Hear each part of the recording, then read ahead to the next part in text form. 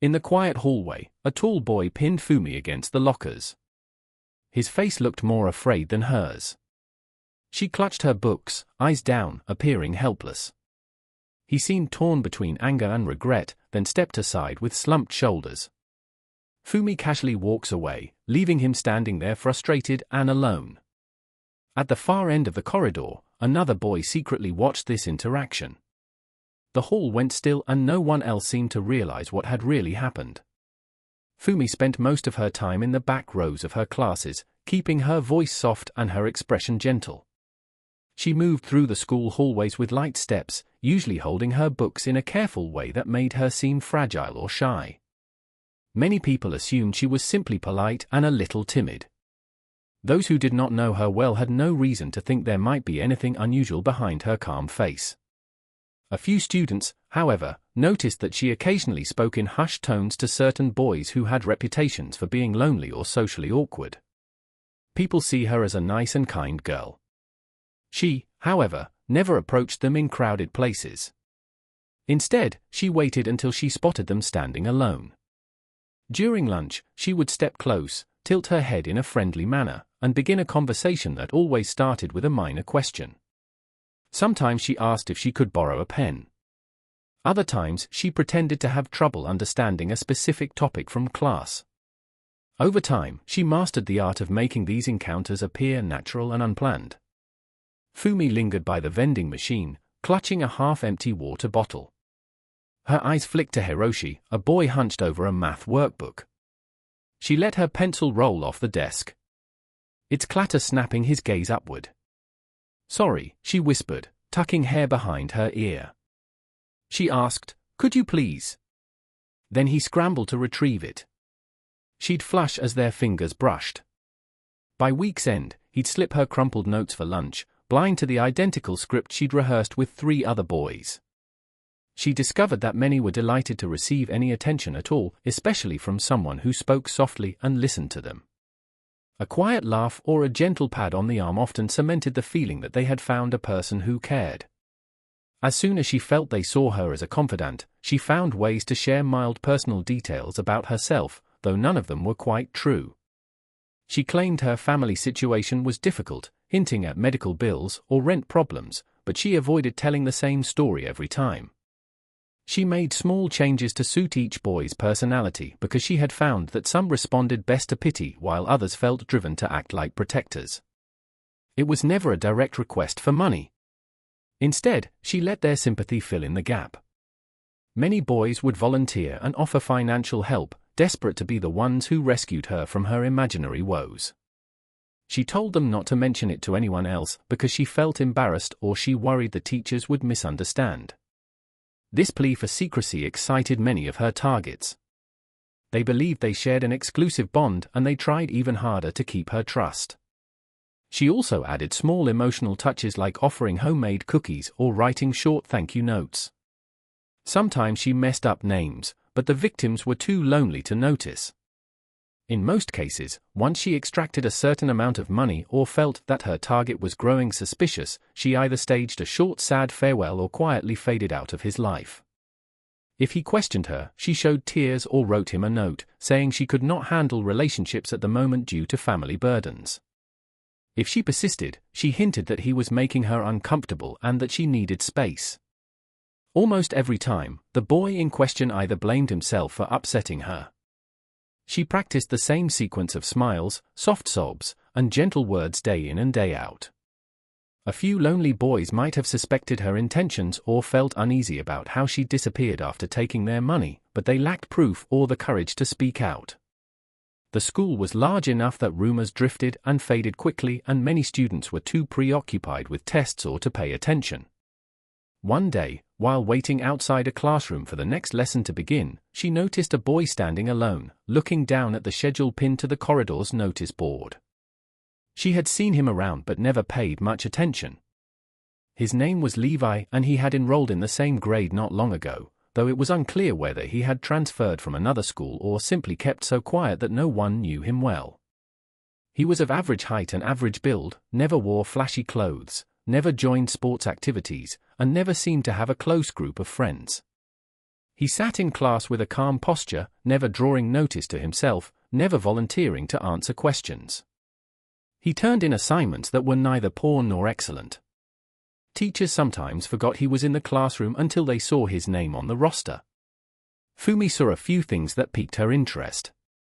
He usually left school immediately at the last bell, carrying a simple bag that did not appear to hold any special equipment or club materials. Sometimes he paused near the library, scanning a noticed board about upcoming academic events. A few classmates made passing remarks that he might have a part-time job somewhere since he seemed unconcerned about typical after-school gatherings. She also heard that he never ate lunch with the same person more than once, usually drifting alone to a corner of the canteen. In these habits, she sensed the potential isolation that often made for easy manipulation. She decided that she would not attempt an instant approach. Instead, she noted where he often stood between classes. She observed that he was never approached by other students unless a group assignment forced them to speak. She concluded that he might be a textbook case of emotional distance and possible loneliness. She felt confident that she could draw him out with the right lines. She reasoned that a person who showed little outward excitement might treasure any show of kindness from her even more. She let a few days pass, content to keep an eye on him without making obvious moves. During this period, she continued her usual patterns with 3 other boys. One of them gave her daily lunch money, thinking she is too poor to afford it.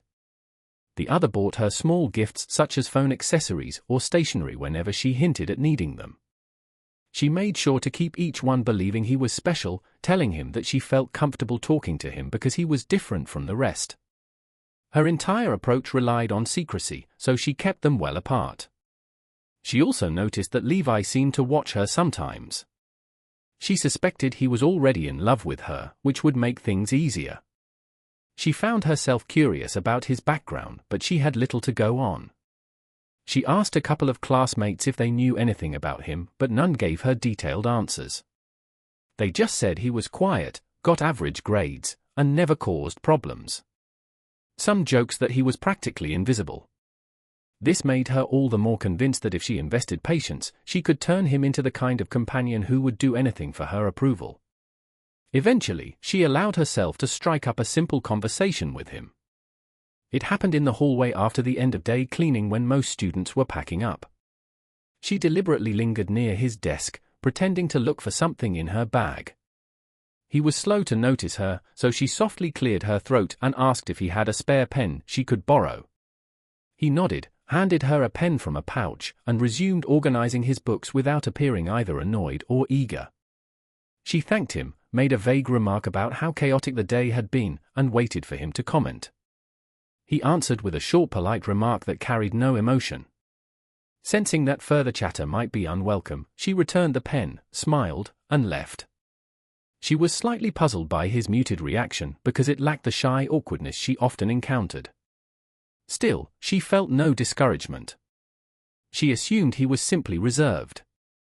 She thought that if she showed him consistent friendliness, he would open up in time.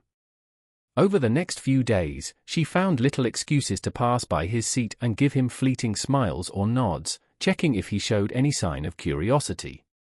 He maintained the same expression, responding only when necessary. She repeated this approach enough that some classmates wondered if she was tutoring him or if they were starting a low-key friendship. A few days later, she learned from certain students that Levi might have a part-time job at a local store. Others tell her he came from a rich family that gave him tons of pocket money.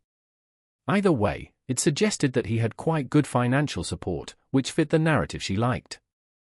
She concluded that if nothing else, he might have enough savings to give a bit of financial assistance if she played her cards right. It became a routine for her to find him after classes and walk alongside him for a short distance before they parted ways. He did not invite her to do so, but he also did not reject her presence. She sometimes thought she saw a flicker of interest in his eyes when she brought up personal stories, though she could not be certain. She decided that she would soon ramp up her plea for sympathy, hoping that in a private moment, he would offer something tangible. One afternoon, she slipped him a small note explaining that she felt down and needed someone to talk to. She arranged a more private setting. She found an unlocked classroom after school, typically used by a club that was likely on break. She stood by a row of desks, waiting, heart thumping, script ready. The moment Levi entered, she whispered a greeting that sounded more brassy than she intended. "I'm so sorry to drag you into this," she said, voice trembling just enough to hint at repressed tears. She explained a half-invented story about her family's recent hardships, how her parents were struggling to keep up with certain bills, and how she worried she might have to quit a few school activities. She expected him to respond with at least a question or a comforting remark. Instead, he appeared calm, offered a simple acknowledgement, and waited as if to hear more. She felt a slight tinge of unease at his lack of immediate concern, but she pressed on, describing the weight she felt on her shoulders. She described how she was on the verge of a crisis, claiming her family might have to relocate unless they came up with a certain sum of money. She did not specify the exact amount, but she spoke in trembling tones about how alone she felt. She ended her speech with a long pause, giving him every chance to offer her some form of financial rescue. He stood there, looking neither alarmed nor confused, just calmly present. She felt the sting of uncertainty once more, unsure why he held back. But then, near the end of her speech, she noticed the faint shift in his expression. She interpreted it as empathy. She felt sure that soon, maybe not that exact moment, he would make an offer. She let the meeting end with her thanking him for listening, saying she felt better just having him there to confide in. He walked out, leaving her to wonder if he was close to caving in. She grew determined, feeling that perhaps one final emotional push would seal the deal. She sent him more notes in the following days, each brimming with a slightly more dramatic edge, though never crossing into blatant desperation. She wrote how she neither has a boyfriend nor any good friends to rely on. She praised Levi for being calm and kind, telling him she was grateful for his presence. She was certain that soon he would feel compelled to open his wallet rather than see her suffer further. Then, unexpectedly, two of her older targets exchanged curious glances in the hallway one afternoon. One noticed that the other carried a small gift bag that looked similar to one Fumi had once asked him to provide. They started chatting. Although they did not compare all details, they realized they both had given her money. They parted ways with a sense of uncertainty, each suspecting that maybe she was not as honest as she claimed. Word began spreading in hushed corners that Fumi might be tricking multiple boys. However, most remained too unsure to confront her, and some felt it was not their place to dig into private matters. They were embarrassed at the possibility they had been fooled. She sensed this gradual shift in the atmosphere, noticing that fewer boys approached her with friendly smiles.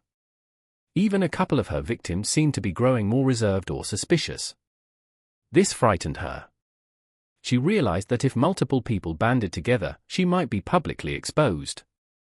She had lived so far under the assumption that each boy would keep quiet out of embarrassment, but she had never considered the risk of them talking to each other. She frantically tried to soothe their doubts, writing small apologies or thanking them for understanding her.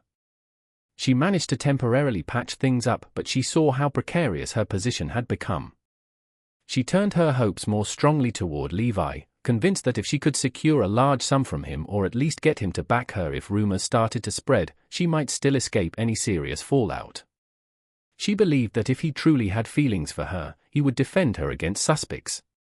She started crafting a final plan to reveal the most dramatic version of her so-called family troubles, aiming to stir his heart so deeply that he would finally step in and rescue her from the situation. She chose a day when classroom is ended early, figuring they could meet in a deserted classroom or corridor without drawing attention. She left him a note that her situation had worsened and that she was scared of what might happen if she did not find help soon. She waited in that classroom, imagining how the conversation would go. She stood by the windows, letting the mid-afternoon light wash over the desks, and rehearsed her trembling voice. After some minutes, she heard the door open and turned to see Levi enter. She felt a surge of relief that he had come alone with no sign of suspicion on his face. She launched into a carefully woven tale that she had refined in her mind for days. She spoke of medical bills, her deteriorating health, and her parents' wants to kick her out. She said she had nowhere else to turn and that she felt a sense of helpless panic. She described how she might be forced to leave school altogether unless a miracle occurred. She stood there, eyes flickering with feigned tears, waiting for him to respond with compassion or an offer of assistance. He remained utterly calm. She wondered if perhaps he was deciding what to say. But then she noticed a subtle change in his posture. He took a step closer, set down something on a desk, a small folder of papers or notes, and fixed his eyes on her with a detached expression. She felt an uneasy tingle in the back of her head, not understanding what he intended. The folder opened on the desk. Polaroids spilled out, Fumi accepting a necklace from Kenji, fake tears glinting beneath them. Chat logs highlighted her pleas, mom surgery, please don't tell. Levi tapped a time-stamped receipt, 5,000 yen withdrawn the day she couldn't afford textbooks. Then he tapped a Polaroid of Fumi accepting Kenji's necklace. Levi fanned the Polaroids across the desk, each time stamped Tuesday, glaring red, always Tuesday, the day after Kenji's allowances. The Polaroids weren't just evidence, they were a timeline, Mondays with Hiroshi, Wednesdays with Ri, all laid bare. Levi hadn't merely caught her, he'd curated her downfall. She looked up at him, but he showed no anger. She attempted to speak, yet her mind failed to produce any coherent excuse. She tried to guess if he had found these things by accident, but the organization of the folder suggested something far more deliberate. She stammered a few fragmented thoughts in her head. She wondered if maybe he wanted to blackmail her or if he planned to show all this to teachers. She felt a wave of nausea at the idea that her entire strategy was about to collapse. She took a small step back, thinking perhaps she could run out of the room and find some teacher to spin a story about him threatening her. But he moved calmly to block her path. His stance relaxed, revealing no aggression, yet leaving no doubt that she would not pass him easily. She paused, feeling her heart race because she sensed that he was stronger than he looked. It dawned on her that the quiet boy she had believed to be naive or lonely had in fact studied her with far more depth than she had realized. She tried to speak, but only shallow breaths emerged. He remained silent, simply letting her see that the folder contained more evidence than she could have imagined. She realized there was a record of her conversation with the boy who worked part-time, details of when money was given, references to her inconsistent sob stories. She understood that every angle she might have used to defend herself was already closed off. She wondered if he had done it out of a sense of justice or if he simply wanted to prove a point. She had no way of knowing what lay beneath his silence. She did not see any anger in his eyes, no hatred or scorn. The absence of visible emotion made it more terrifying for her. She could not guess how far he would take it. She felt powerless. Her final instinct for survival rose up, compelling her to try one last strategy. She thought about dropping to her knees or shedding real tears or offering to do whatever he asked if he would just keep the folder hidden. She felt shame coil around her gut at the idea of begging so openly, but her fear of total ruin overcame that pride. She tried to speak, forcing out some form of apology or plea, but only a shaky exhale came forth. He gave no indication of being swayed by pity. Finally, he closed the folder in a swift motion, tucked it under his arm, and turned away from her. She felt an overwhelming urge to chase after him, but her legs refused to move. She realized he was leaving without uttering a word. She did not know if that meant he would expose her immediately or if he was letting her squirm until he decided how to proceed. The door clicked shut behind him and she was left alone. She sank into the nearest chair, burying her face in her hands, numb with dread and a raging sense of humiliation. She replayed the exchange in her mind, recalling how he had calmly revealed that he possessed far more incriminating information than she ever guessed. At that moment, she felt the tightness of fear knot in her chest. He had walked out with an air of unruffled confidence, leaving her to realize she had lost every ounce of leverage she once believed was hers. She studied her breathing and forced her legs to carry her into the corridor. The usual hum of after-school chatter was gone. Only the echo of her footsteps accompanied her as she made her way toward a quiet section of the campus, determined to corner Levi once more. She refused to let him dominate the situation so effortlessly.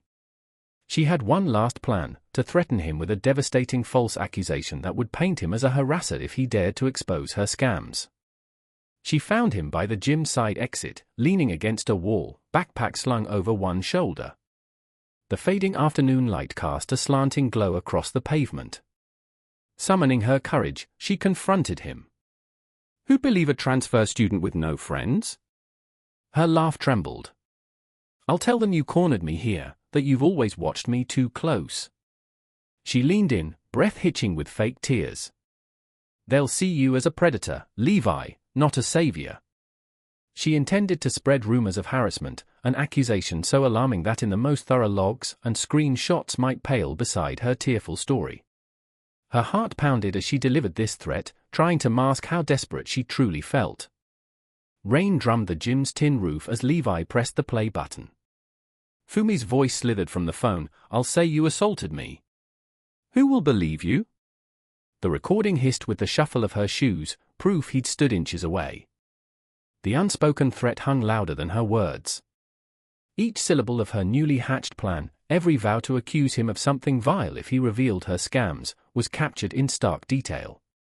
The recording made it clear that her story was premeditated and false, meant purely to silence him. She felt her blood turn to ice as she realized how fully he had anticipated her final weapon. When the audio ended, he slid the phone back, not displaying anger or triumph, but a faint sense of distant amusement. She stood there speechless, any final hope of regaining control crushed by the knowledge that if he shared that recording, she would be ruined, and far beyond mere exposure of her money-grubbing cons. Once again, she found herself facing his silent mastery of the situation. But this time, he did not threaten to destroy her. Instead, in a measured tone, he made it clear he had no intention of handing over the evidence, neither her scams nor her twisted threat to the principal. Rather, he admitted an odd fascination with her cunning and her ability to deceive others so thoroughly. He was not interested in punishing her or watching her beg for mercy. He observed how skillfully she had manipulated lonely students, and he saw potential in that craftiness for his own ends. Her confusion deepened when she realized he wanted something from her, not money and not some confession of guilt, but a favor. His words landed with a surreal weight. He found her useful after all. She knew who was vulnerable around campus, which classmates carried secret grudges or hidden talents, and which teachers could be swayed by carefully planted rumors. The very qualities that once made her a quiet predator in the shadows might serve him if she followed his instructions. She felt a wave of humiliation wash over her. Her final gambit, the false harassment threat, had not only failed but given him a new piece of leverage, the recording of her malicious intentions. Yet instead of wielding it to expel or publicly shame her, he was calmly enlisting her as a reluctant partner, forced to comply lest he decided to release everything he had compiled. She stammered an attempt at refusal, but quickly realized there was no real choice. His evidence, both old and new, gave him absolute power over her reputation. She dropped her gaze to the ground, mumbling acquiescence to avoid provoking him further. It struck her as painfully ironic that the same lies and manipulations she once orchestrated so smoothly now bound her to a silent arrangement with someone far more calculating than she had ever imagined. Levi did not gloat. He merely turned to go, leaving Fumi standing in that empty side lot. She watched him vanish around a corner, each step echoing against the concrete. Her hands trembled at her sides, her teeth clenched in frustration and dread. Everything about him radiated a measured confidence that told her he expected her cooperation without question. Only after he disappeared completely did she allow herself to slump against the wall, grappling with the full meaning of his words. She tried to quell a panic rising in her chest, fully aware that she now owed him, initially. He believed she was entirely alone in the quiet corridor after Levi's abrupt departure. The school was nearly deserted at this late hour. She stood by a row of lockers, trying to settle her nerves before heading home. That was when he appeared, a tall, muscular boy from her past, someone Fumi had once manipulated under a veil of gentle flattery and false need. She had ghosted him the moment he was no longer profitable, confident he would be too ashamed or broken-hearted to ever seek her out. Now here he was, eyes heavy with bitterness and betrayal as he closed the distance between them. His accusations emerged in a bitter rush, laced with the hurt of someone who discovered he'd been used. Fumi barely managed a shaky inhale before his hand closed around her forearm. Adrenaline spiked, dread clamping her chest. She glanced around the deserted hallway, but there was no one left to help. Before the taller youth could retaliate, Levi, in a matter of seconds, moved like scissors through silk, a palm strike to the diaphragm, a knee hooked behind tendons. The muscular body crumpled, wheezing. Levi crouched, his voice cold as a winter breeze. "Your father's missing 200,000 yen. Care to explain?" The boy's eyes widened. Without waiting for an answer, Levi rose, dusted his sleeves and said, "Go." After that, Levi simply stepped back as though disposing of a fleeting inconvenience. The boy staggered, breath labored, clearly recognizing he was outmatched. He glared at Fumi, anguish and anger mingling, but retreated without another word. His heavy footsteps soon vanished in the empty hall. Fumi stayed behind, heart thumping in her ears. She touched the place on her arm where the boy had grabbed her. It stung, but not half as much as the swirl of conflicted emotions lingering in her mind. Despite their twisted arrangement, despite her hatred of how Levi blackmailed her, Fumi felt an unwarranted warmth at the memory of Levi's effortless protection. But when she slept that night, she didn't dream of faceless boys. Only Levi's calm voice saying useful, and the shameful warmth that sparked if a single word from him could quell threats. Might she be safest at his side? The logic was tangled, but the relief was real. Meanwhile, Fumi remained oblivious that Levi had staged the entire confrontation, timing his own intervention to heighten her fear and gratitude. He had been pulling the strings from the start, long before she even decided to target him, from leaking rumors that he might be wealthy to carefully placing himself where she'd accidentally noticed him. Levi engineered each encounter so she would think she was in control. By rescuing her at the perfect moment, he aimed to deepen her dependence and secure her obedience, making her work diligently as an indispensable part for his motives.